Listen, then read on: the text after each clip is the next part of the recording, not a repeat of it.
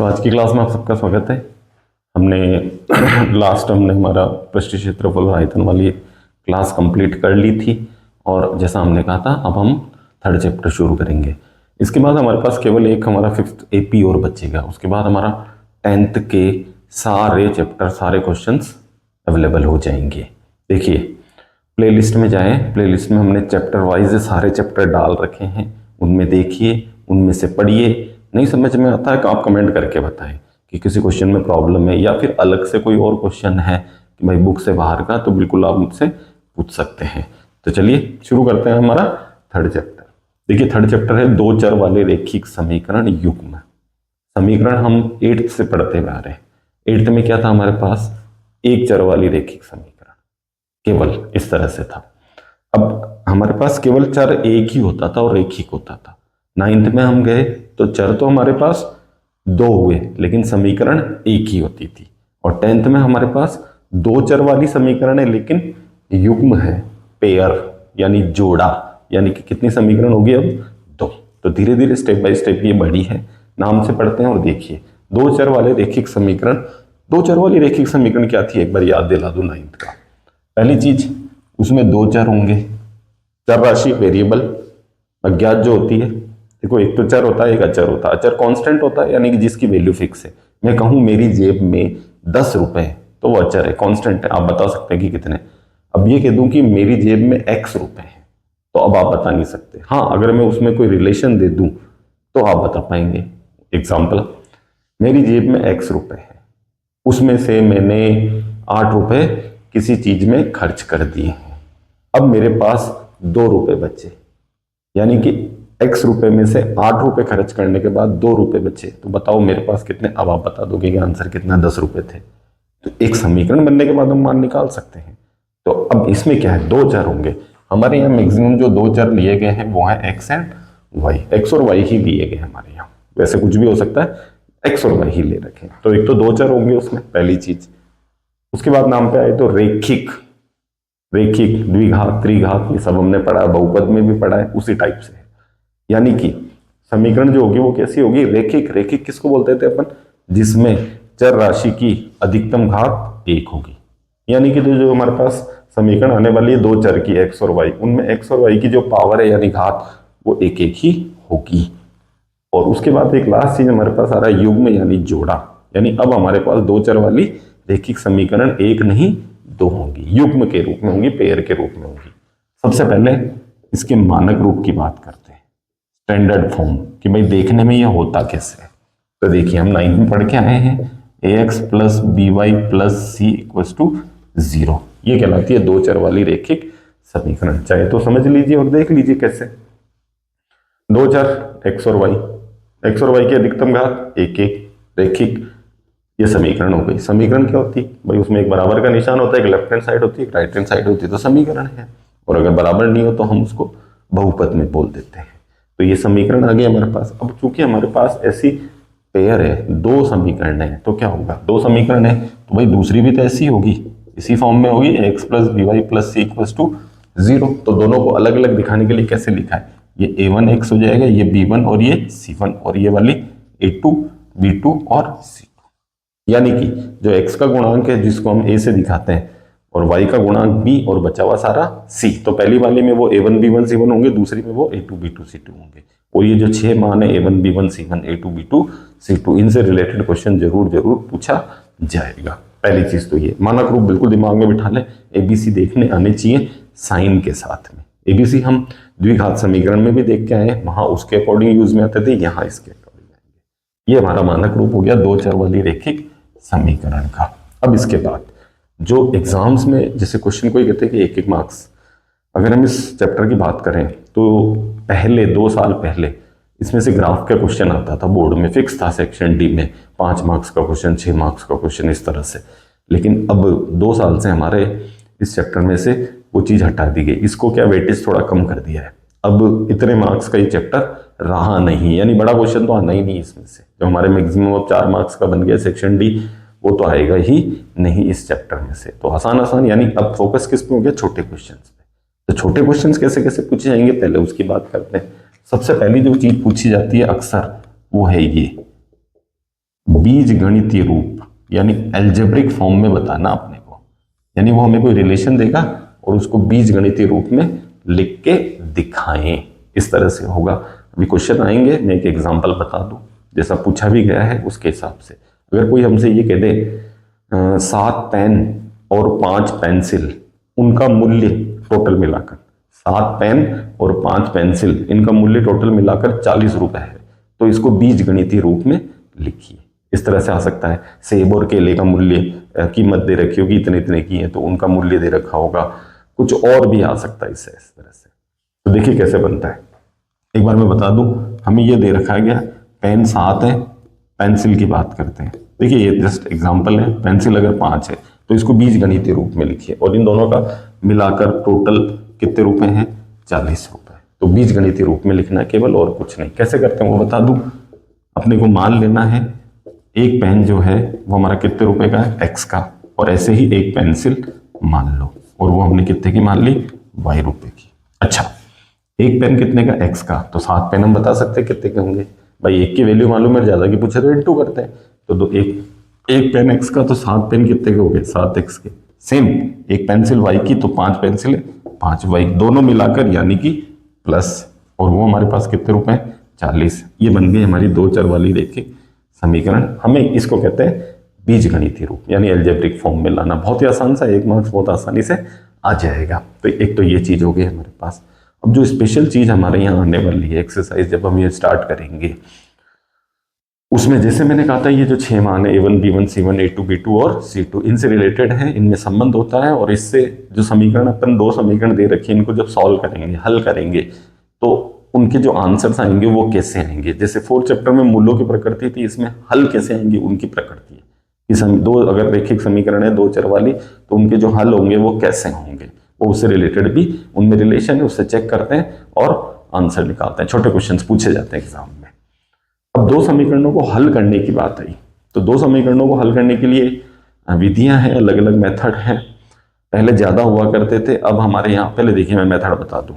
अगर पहले की बात करें हम, तो इन समीकरणों को हल करने की जो मेथड है यानी विधियां हैं हमारे पास, वो कौन कौन सी होती थी हमारे यहाँ पर।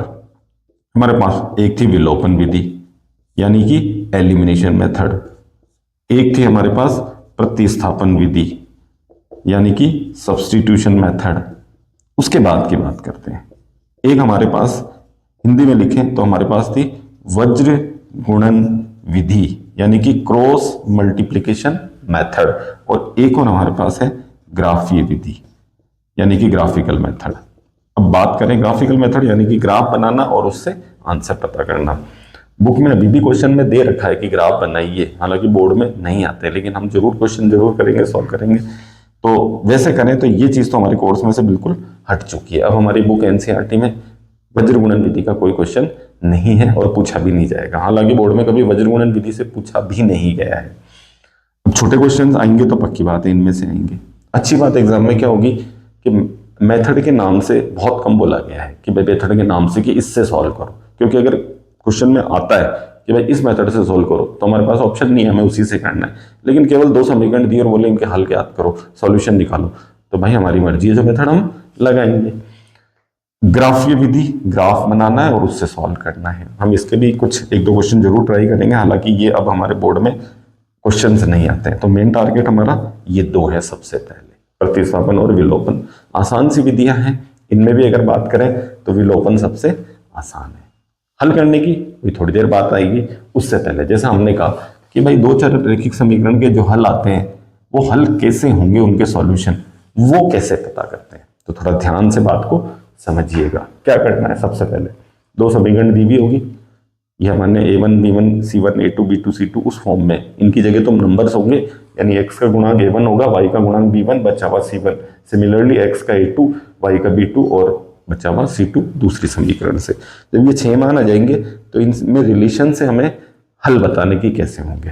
तो पहला काम, भाई पहली समीकरण जो है उससे हम A1 B1 और C1 की वैल्यू पता कर लेंगे हमारी, ठीक है। और जो दूसरी समीकरण है उससे हम A2 B2 और C2 की वैल्यू पता कर लेंगे। जैसे ये 6 मान हम निकाल लें, सबसे पहले हमें 3 अनुपात रेशो बताना है। क्या, A1 by A2, निकाल देंगे। A1 की जो वैल्यू है नीचे A2 की वैल्यू है, कट हो रहा तो करेंगे, नहीं तो बटना में छोड़ देंगे। दूसरा हमारे को किसकी वैल्यू निकालनी है, B1/B2, और तीसरा हमें निकालना है C1/C2। अब ये तीन वैल्यू जैसे ही आई तो तीनों को देखना है और फिर पता लगाना है कि कौन सा रिलेशन, इनमें संबंध क्या है, क्या क्या संबंध हो सकता है। पहली कंडीशन, फर्स्ट कंडीशन हो सकता है हमने इन दोनों को देखा A1/A2 और B1/B2 को, और ये दोनों ही आपस में बराबर नहीं है, नॉट इक्वल, यानी A1/A2 is not equal to B1/B2, आपस में बराबर नहीं है। भाई ये बराबर नहीं है तो फिर इसको तो देखने की जरूरत ही नहीं है, उसको तो हमें तभी देखना है जब शुरू के दो बराबर हों तो देखना है। अब A1/A2 और B1/B2 ही अगर बराबर नहीं है तो हल देखिए क्या क्या होंगे। तीन तरह से लिखे जाते हैं, मैं तीनों के बारे में बहुत ध्यान से अच्छे से समझना। उस कंडीशन में अगर हमसे पूछे इसके समीकरणों के, दोनों समीकरणों के हल कैसे होंगे, तो हम क्या कहेंगे, अद्वितीय हल। अद्वितीय, यूनिक, हिंदी वर्ड है अद्वितीय, यानी जिसके समान कोई दूसरा ना हो, यानी कि वो सिंगल एक पीस हो, मतलब एक आंसर आएगा। सरल भाषा में बोले तो यूनिक सॉल्यूशन, यानी कि दोनों समीकरणों को सॉल्व करेंगे तो x की भी एक वैल्यू आएगी, y की भी एक ही वैल्यू आएगी, ये कहलाते हैं अद्वितीय हल। दूसरी कंडीशन बोले अगर ये इस कंडीशन वाली, यानी इस कंडीशन वाली दो समीकरण हो और उनके अगर मैं ग्राफी विधि से ग्राफ बनाऊं तो ग्राफ में वो जो रेखाएं बनेंगी, रेखाएं हमने बनाई है 9th से, हमने सरल रेखा में बनाया है, 10th 8th में 9th में हमने बनाया है सिंगल रेखा का, यहाँ डबल होगी। जब 9th में एक ग्राफ में एक रेखा बनती थी, यहाँ एक ही में दो बनेगी। अब दो रेखाएं बनेंगी तो तीन तरह से बन सकती है। अगर ये कंडीशन आई तो उस कंडीशन में वो जो दो रेखाएं बनेंगी वो कैसी बनेंगी, प्रतिच्छेदी, यानी कि इंटरसेक्टिंग, एक दूसरे को काटेगी, और एक दूसरे को जहां काटेगी वही हमारा आंसर। अब दो सरल रेखाएं एक दूसरे को कितने बिंदुओं पे काट सकती, बोले एक ही पॉइंट पे काटेगी, तो भाई उसके जो निर्देशांक होंगे वही आंसर, तो फिर आंसर कैसे हुए, अद्वितीय। ठीक है। अब तीसरा पूछता है संगत या असंगत, कंसिस्टेंट या इनकंसिस्टेंट। अब देखो सीधी सी बात, सरल भाषा में बोले दो समीकरणों को अगर सरल कर रहे हो और अगर उनके सॉल्यूशन या हल आ रहे हैं तो संगत है, और नहीं निकाल पा रहे हो तो असंगत है। तो इसमें तो आंसर आएंगे, तो ये किस में जाएगा, संगत में। ठीक है। सेकंड कंडीशन, अब सेकंड कंडीशन आ रही है, इन दोनों को हमने देखा, अब ये तो बराबर आ गया A1/A2 और B1/B2, ये दोनों आपस में बराबर आए, लेकिन जो तीसरा वाला है ना C1/C2 वो बराबर नहीं आया। अब ये अगर कंडीशन आ गई कि ये बराबर नहीं आया तो उस कंडीशन में क्या होगा, हल की बात करें अगर हम, तो हम कहेंगे कोई हल नहीं, नो सॉल्यूशन, बोले कोई आंसर नहीं। ठीक है। ग्राफ के हिसाब से कोई हल नहीं में ग्राफ में रेखाएं कैसे बनेगी, समांतर, यानी कि पैरेलल। बात समझना अभी। अब अगर ग्राफ में दो रेखाएं समांतर बन रही है और हम पूछें एक दूसरे को ये कितनी जगह काट रही है, तो भाई समांतर रेखाएं तो होती वही है जो एक दूसरे को कभी ना काटे, पैरेलल लाइंस। और जब एक दूसरे को काट ही नहीं रही है तो हम कहेंगे उनके हल कितने, बोले एक भी नहीं है, तो आंसर क्या आया, कोई हल नहीं। ठीक है। और जब हल आया ही नहीं कुछ, तो इसके हल जो होंगे वो कैसे होंगे, असंगत, यानी कि इनकंसिस्टेंट। थर्ड कंडीशन में आ जाऊं भाई, थर्ड कंडीशन, अब तीनों ही बराबर हो जाए, A1/A2 तो B1/B2 के इक्वल था ही, ये C1/C2 भी उन्हीं के इक्वल आ गया। उस कंडीशन में सबसे पहले हल की बात करें तो अब होंगे अपरिमित रूप से अनेक हल, जिसको हम शॉर्ट में क्या लिख सकते हैं, अनंत हल। बहुत सारे हल होंगे, अनंत। अब अनंत हल का मतलब क्या हो भाई, दो लाइनें एक दूसरे को एक जगह काट रही है तो एक हल है, समांतर है कहीं नहीं काट रही तो हम कह रहे हैं कोई हल नहीं है। अब हम कह रहे हैं अनंत हल है, इसका मतलब अनंत जगह काटेगी। अनंत जगह कोई रेखा एक दूसरे को कैसे काट सकती है, जब एक लाइन के ऊपर ही दूसरी लाइन हो, तो एक दूसरे को अनंत जगह काटती है। और उस कंडीशन को ग्राफ में जो रेखाएं बनती है उनको हम क्या बोलते हैं, संपाती। ये संपाती बोला जाएगा, यानी एक के ऊपर दूसरी। और इस कंडीशन में चूंकि हल तो आ रहे तो संगत तो होगा, लेकिन ध्यान रखें थोड़ा सा, ये कंडीशन थोड़ी सी कंडीशनल होता है, इसलिए हम इसमें क्या लिखते हैं, आश्रित संगत, यानी कंडीशनल है। संगत तो होगा, कंसिस्टेंट तो, यानी अगर संगत असंगति पूछा जाए तो संगत में काउंट होगा। ये आश्रित संगत होता है, वैसे ये कंडीशनल होता है। ये तो अब तीन तरह से क्वेश्चन कैसे पूछे जाते हैं, पहले एक बार ध्यान से सुन लीजिए, फिर हम क्वेश्चन भी स्टार्ट करेंगे। दो समीकरण दी जाएगी, सीधा सीधा ही बोला जाएगा A1/A2 B1/A2 और C1/C2, इन अनुपातों की तुलना करो, इनको कंपेयर करो और बताओ। तो तीन तरह से क्वेश्चन कैसे पूछते हैं, बताओ। पहला हल को लेके आ सकता है कि बताओ उन समीकरणों के हल अद्वितीय हल होंगे, कोई हल नहीं होगा, या अपरिमित रूप से अनेक हल, यानी कि अनंत हल होगा। पहले तो ऐसे पूछ सकता है। दूसरा कैसे पूछ सकता है, दो समीकरण है A1/A2 B1/B2 और C1/C2, तीन अनुपात है, इनकी तुलना करो और बताओ कि जो ग्राफ बनेगा, यानी कि ग्राफ में इनकी रेखाएं क्या प्रतिच्छेदी बनेगी, समांतर बनेंगी या समपाती बनेगी। तो जो कंडीशन आएगी उसके हिसाब से आंसर देंगे। या तीसरा किस तरीके से कैसे पूछेगा, दो समीकरण दिए a1/a2, b1/b2 और c1/c2, तीनों अनुपातों को कंपेयर करो, तुलना करो और बताओ उनके हल संगत है या असंगत। तो तीन तरह से क्वेश्चन पूछा जा सकता है, ये ध्यान रखिएगा। करना एक ही काम है, a1/a2, b1/b2 और c1/c2 अनुपात निकालें और देख ले इन तीनों में से कौन सी कंडीशन आ रही है। अब और क्या चेंज कर सकते हैं क्वेश्चन, वो सुनिए। दो समीकरण दिए, देखिए यहां तो हम पता कर रहे हैं कि कंडीशन यानी कि इनके हल के हिसाब से, ग्राफ के हिसाब से, संगत असंगत के हिसाब से हो सकता है क्वेश्चन कैसे आए। दो जो समीकरण दी हुई होंगी उनमें से क्या ये जो 6 मान है a1 b1 c1 a2, इनमें से कोई एक मान गायब होगा और उसकी जगह कोई अज्ञात राशि होगी, अननोन कोई सा भी हो सकता है हमारे पास।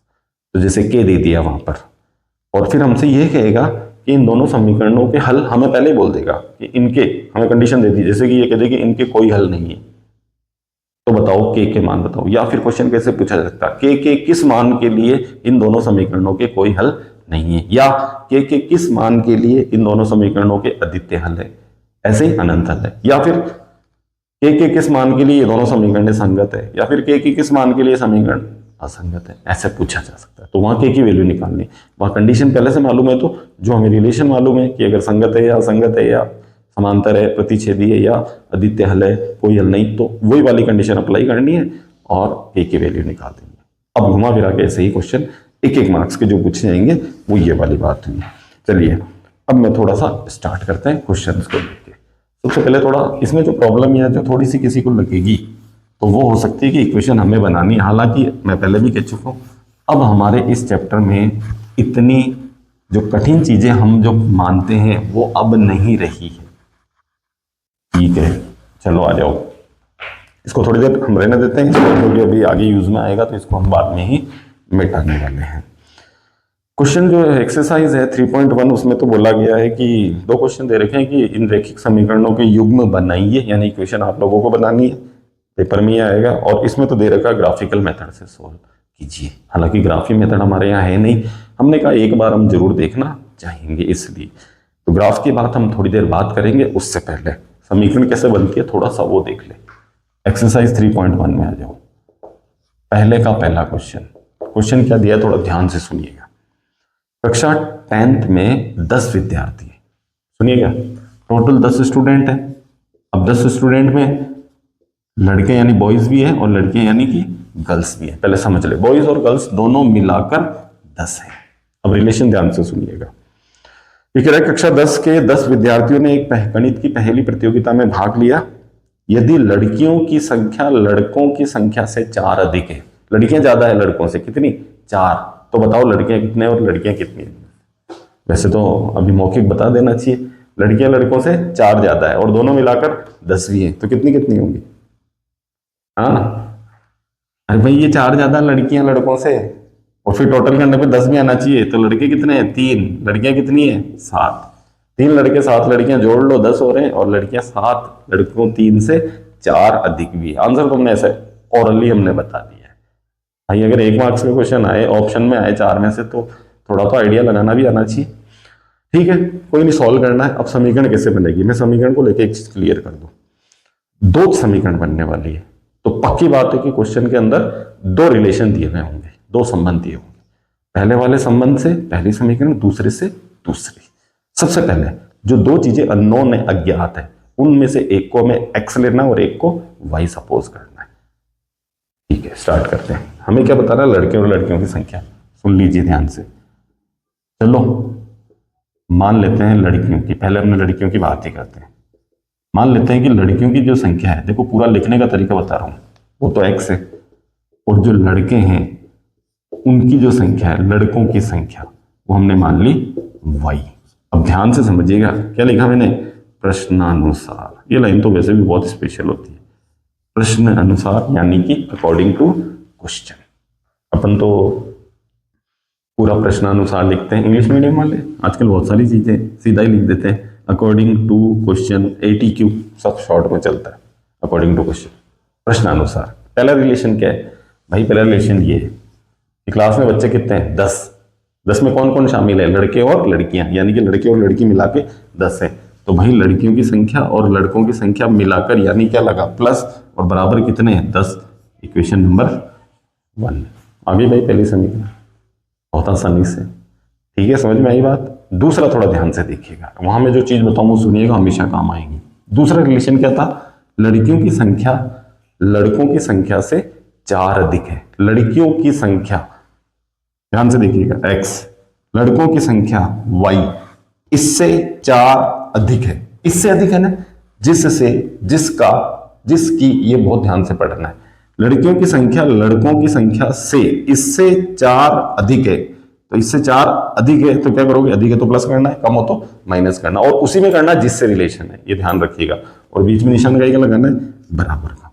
अब यहां देखो, कई बार क्लास में बच्चों ने मेरे से पूछा कि लड़कियों की संख्या तो ज्यादा तो लड़कियों की है, तो फिर हम प्लस लड़कों में क्यों कर रहे हैं, लड़कियों प्लस 4 तो वो होनी चाहिए। बात तो सुनने में तो ऐसे लगता है कि हाँ सही है ना भाई, हम बीच में कहीं का सिंबल लगा रहे हैं बराबर। अरे भाई लड़कियों की संख्या तो ऑलरेडी 4 लड़कों से ज्यादा है, बराबर कब होंगी, मैं लड़कों में 4 जोड़ूंगा तभी तो बराबर होंगी, वो तो 4 ऑलरेडी ज्यादा है, तो उनको 4 दूं तो वो बराबर आएंगे। ये है, इसलिए ध्यान रखें, इसको ही याद रखना है। संबंध या रिलेशन जिससे है उसी में करना है, अधिक हो प्लस करना है, कम हो माइनस करना है, गुणी हो इनटू करना है, भाग हो उसका डिवाइड करना है।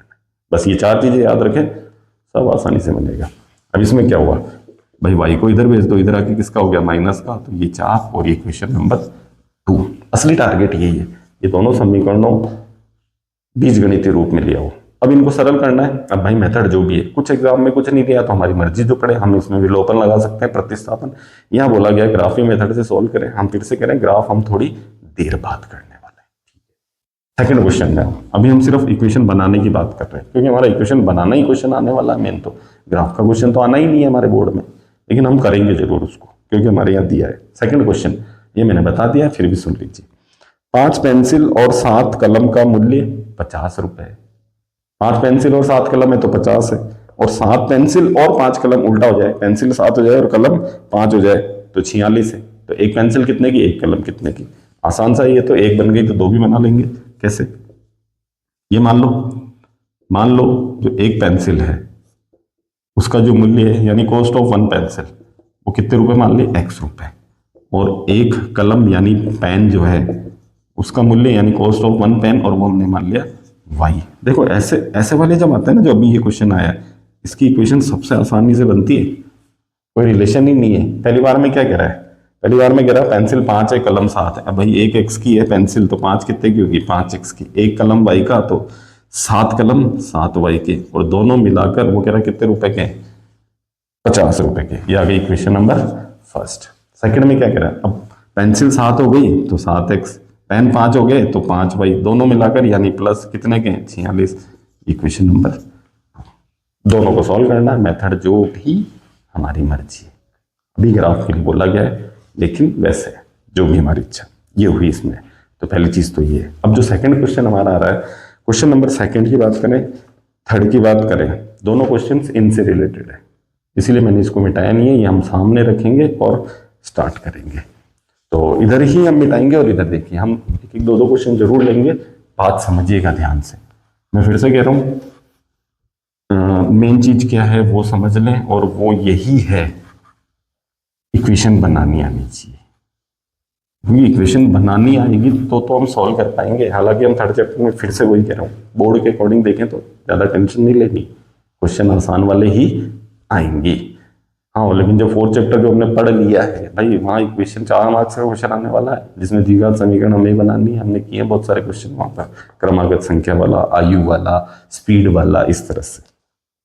सेकंड क्वेश्चन में बिल्कुल सीधा सीधा ये बोला गया है, a1/a2, b1/b2 और c1/c2, इन तीनों अनुपातों की तुलना करो।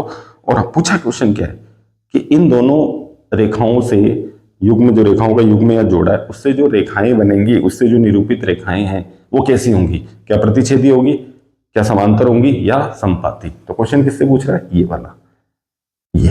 तो भाई अगर ये कंडीशन आती है तो प्रतिच्छेदी, ये आती है तो समांतर, और ये आती है तो संपाती। आंसर बता देनी है बस। चलो क्वेश्चन करते हैं। पहला क्वेश्चन क्या है, 2 इक्वेशन दी हुई होगी। अगर एक चीज ध्यान रखें, हमारी क्वेश्चन में अगर दोनों इक्वेशन मानक रूप में नहीं है बाय द वे, ये पहली समीकरण है और ये दूसरी 7x प्लस 6y माइनस 9 बराबर 0, ये है। अगर मानक रूप में नहीं है, ये ध्यान रखिएगा बस, तो पहले मानक रूप में लाना। मानक रूप से मतलब ax plus b y plus c equals to 0, right hand side में 0 होना चाहिए। सबसे पहले x वाली टर्म, फिर y वाली और फिर संख्या वाली, ठीक है। अब इसमें पूछा गया, मैं एक बार यही बता दूं, पहली वाले समीकरण से कौन मिलने वाला है हमें, a1 b1 और c1। तो a1 x का गुणांक 5, b1 y का गुणांक -4, देखिए साइन का ध्यान रखिएगा, और c1 बचा हुआ 8। दूसरी इक्वेशन से a2 7, b2 6 प्लस का है और c2 माइनस का 9 है। आगे तीन अनुपात निकालने हैं, कौन, a1 बाई a2 यानी कि 5/7, दूसरा b1 बाई b2 यानी -4/6, कट हो रहा है तो कर लो, ये हो गया यानी कि -2/3, और लास्ट c1 बाई c2 हो गया मेरा 8 और बटा में -9। तीनों वैल्यू को गौर से देखो। सबसे पहले तीसरी में जाओ, क्या स्टार्टिंग वाले दो इक्वल है क्या, क्योंकि अगर वो इक्वल नहीं है तो नीचे जाने की जरूरत ही नहीं है। हाँ वो इक्वल है तो थर्ड वाले को देखना कि वो वाला भी इक्वल है या नहीं। इस तरह से दोनों ही इक्वल नहीं है, यानी कंडीशन क्या है, ऐसे लिखेंगे, चूंकि a1 बाई a2 और b1 बाई b2 जो है वो आपस में इक्वल नहीं है, और अगर इक्वल नहीं है तो फिर ग्राफ में रेखा कैसी बनने वाली है, प्रतिच्छेदी। तो आंसर लिख दीजिए कि मेरे ग्राफ में जो मेरी दो रेखाएं बनेंगी वो प्रतिच्छेदी बनेगी, यानी एक दूसरे को काटेगी। हाँ, अब इस क्वेश्चन में एक चीज बता दूं, इसी क्वेश्चन में अगर ये पूछा जाता है कि इसके हल कैसे हैं तो हम आंसर क्या लिखते हैं, इसी में पूछा जाता संगत है या संगत तो हम आंसर क्या लिखते, ऐसे पूछा जाएगा क्वेश्चन। एक और कर लेते हैं इसका, उसके बाद देखिए। अब वैसे में एक चीज थोड़ा सा एग्जाम्स में देखो, टाइम की भी वैल्यू है, और टाइम की वैल्यू एग्जाम्स में क्या, टाइम की वैल्यू तो जिंदगी में भी है। अब बिना टाइम कुछ नहीं है भाई, समय है, समय निकल गया लौट के नहीं आता है। तो टाइम की, तो टाइम कहते हैं ना बिल्कुल प्राइसलेस है। टाइम कीमती, कीमती बोलते हैं लोग, कीमती है ना ना ना ना, मैं तो बोलता ही नहीं कि कीमती है, टाइम कीमती, ऐसा नहीं बोलना। टाइम की तो कीमत है ही नहीं भाई, टाइम की क्या कीमत लगाएगा कोई, ये ध्यान रखिएगा। अब समय बचाना है। अगर मान लो ये क्वेश्चन आया और ऑप्शन नहीं आया और सीधा ही पूछ लिया, चार ऑप्शन दे दिए, ग्राफ में बोल दिया प्रतिच्छेदी, ए ऑप्शन, समांतर बी ऑप्शन, तीसरा ऑप्शन दे दिया संपाती, चौथा ऑप्शन दे दिया इनमें से कोई नहीं। अब पूरा लिख के इतना टाइम वेस्ट नहीं करना है भाई, अनुपात निकालना है a1 by a2 b1 by b2 c। समीकरणों को एक के नीचे एक लिखे इस तरह से, और यहीं देख ले a1 by a2 5/7, b1 by b2 -4/6। पता चल गया बराबर नहीं है भाई, आदित्य हल है। हाँ अगर लिख के हमें दिखाना है तो वो तो 1 मार्क्स का क्वेश्चन अलग से आया है तो वहां तो करना है, लेकिन ऑप्शन वाले की कह रहा हूं, ध्यान रखिएगा। ये एक क्वेश्चन और ले लेते हैं, इसका थर्ड वाला, और वो है इसमें cx minus 3y plus 10 equals to 0, ये पहली इक्वेशन है, और दूसरी 2x minus y plus 9 equals to 0, 0 है यहाँ पर, ये है। देखो 6x minus 3y plus 10, 2x minus y plus 9, ये हो गए। सबसे पहले क्या निकालोगे, 6 वैल्यू a1 b1 और c1। a1 कितना भाई 6। देखो वैल्यू निकालने से पहले एक चीज और बोल दूं, वैल्यू निकालने से पहले आप लोग ये डिसाइड कर लें कि ये मानक रूप में जमी हुई है, ax by c 0, इस तरह से। a1 6 है, b1 -3 है, c1 10 है। दूसरे से a2 2 है, b2 -1 और c2 9 है। आगे अनुपातों से तुलना करें और बता दें कि कौन सा है।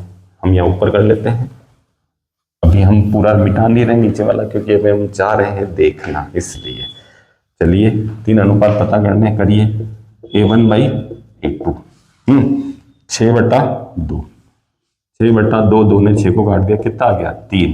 कौन आया b1 बाई b2, यानी -3 बटा में -1, -3 बटा में -1, माइनस माइनस कैंसिल, कितना आ गया 3। तीसरा हमने क्या निकाला c1 बाई c2 10/9। चलो ये तो कट नहीं हो रहा है तो यही छोड़ दो। सबसे पहले शुरू के दो देखने, a1 बाई a2 की वैल्यू b1 बाई b2, भाई ये तो बराबर है, इस बार देख लो। यानी कंडीशन क्या है कि a1 बाई a2 और b1 बाई b2 तो बराबर है, तो उस कंडीशन में हमने क्या बोला, थर्ड वाला देखना है। क्या थर्ड वाला भी बराबर है, भाई अगर दो बराबर है तो ये तो हट गई, फिर अब इनमें से बच गई। दो बराबर है तो तीसरी को देखें, अगर वो बराबर नहीं है तो ये कंडीशन, अगर वो भी बराबर है, इन्हीं के तीनों ही बराबर है तो ये कंडीशन। दो तो बराबर है लेकिन तीसरा वाला बराबर नहीं है तो ये कंडीशन लग रही है। यानी क्या लिखोगे, a1/a2 और b1/b2 तो इक्वल है, लेकिन वो c1/c2 के इक्वल नहीं है। और उस कंडीशन में हमारा ग्राफ कैसा बनने वाला है, समांतर। और अगर हमसे पूछा जाता हल कैसे हैं, तो आंसर क्या लिखते, कोई हल नहीं। और अगर हमसे पूछते संगत है या असंगत, तो आंसर क्या लिखेंगे, असंगत। यानी कि वो क्वेश्चन अलग अलग टाइप से पूछ सकता है, करना तो यही है। तो एक और जो अलग टाइप से पूछते हैं हम उसकी बात कर लेते हैं। एक क्वेश्चन और लेते हैं इसका, थर्ड वाला। और थर्ड वाले क्वेश्चन में क्या पूछा गया है, वापस से दो इक्वेशन ऐसे ही दे रखी है और पूछा क्या गया इस बार।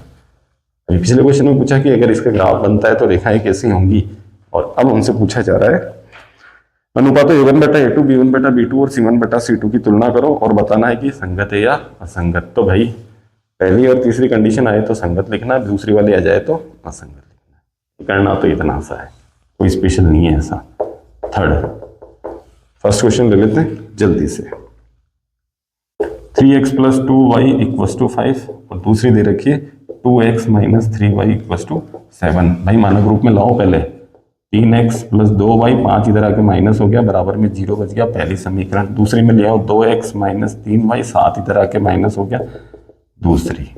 आगे a1 b1 c1, a1 कितना है 3, b1 2, c1 -5। दूसरी से आ जाओ a2 2, b2 -3, c2 -7।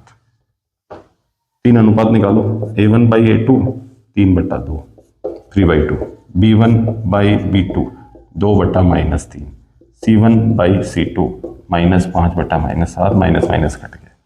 सबसे पहले इन दोनों को देखना है, बराबर है क्या, नहीं है। इसमें 3/2 है, उसमें 2/3 है, माइनस में माइनस हो रहे हैं। तो भाई a1/a2 is not equal to b1/b2। और अगर ये बराबर नहीं है पहली कंडीशन, तो आंसर कौन सा हुआ, संगत। अब की बार आंसर उसने संगत या असंगत से पूछा है, तो हम संगत लिख देंगे। ये इस तरह से है, कुछ विशेष है नहीं, मैं फिर से वही कह रहा हूँ। एक क्वेश्चन और लेते हैं इसका, थर्ड वाला। इक्वेशन थोड़ी सी बटा बटा में दे रखी है, इसलिए बहुत सारे बच्चे कंफ्यूज होते हैं, गलतियां कर देते हैं। 3/2x + 5/3y बराबर में 7 है। और दूसरी वाली में कोई प्रॉब्लम नहीं है, 9x - 10y और बराबर में 14। दूसरी में तो कोई प्रॉब्लम नहीं है, दूसरी तो आसानी से नजर आ रही है कि क्या करना है। चलिए पहले थोड़ा सा सिंपल फॉर्म में लाना पड़ेगा, इसको तो कोई इशू नहीं है।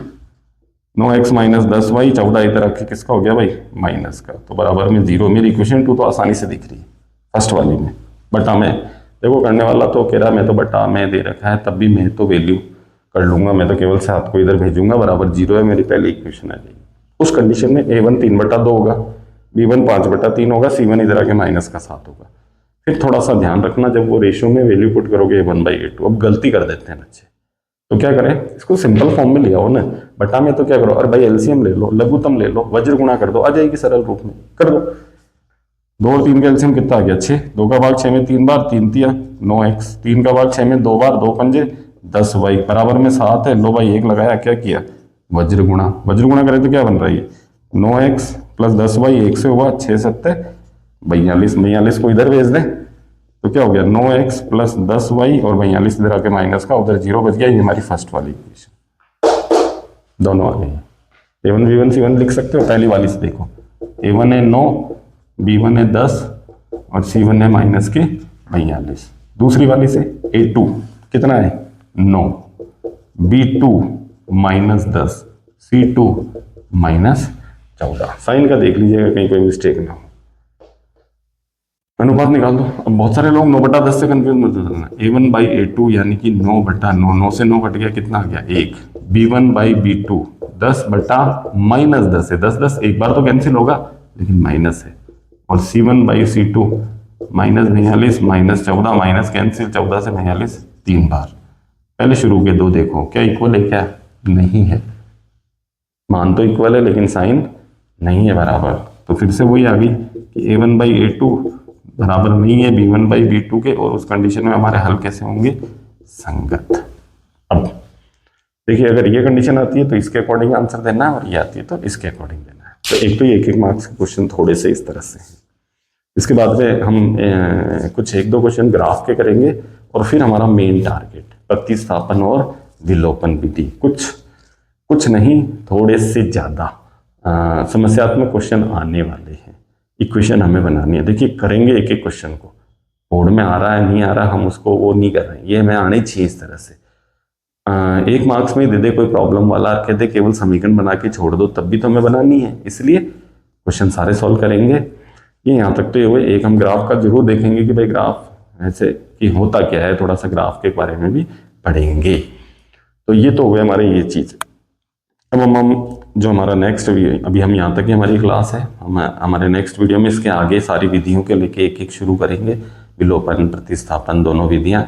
ग्राफ का हम कर ही लेंगे एक क्वेश्चन जैसे मैंने बताया, और ये इस तरह से फिर हमारा पूरा 3rd चैप्टर कंप्लीट हो जाएगा। वज्रगुणन विधि अब हमारे कोर्स में है ही नहीं, और फिर लास्ट हमारा एपी और बचेगा।